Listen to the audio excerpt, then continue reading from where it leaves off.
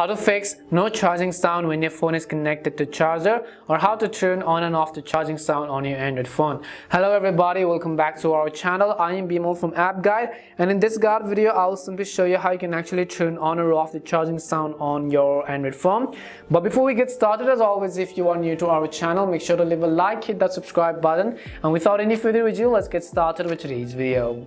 So first of all, the issue over here seems to be that, let's say that you plug a charger and you're simply not being able to hear a sound on your Android phone, or you're simply being able to hear it and you want to turn it off again. So in order to do that, what we have to do is we have to simply go ahead and simply first of all launch the settings app. Once you launch the settings app, you'll be able to see a list of various options.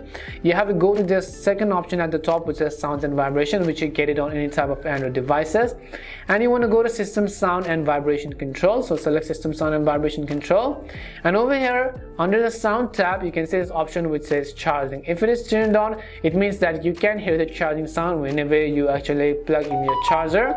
Or if you want to turn that feature off, then you want to simply turn it off. If you're not being able to hear the sound, check whether or not that this is turned on or off, then you could simply turn it on again.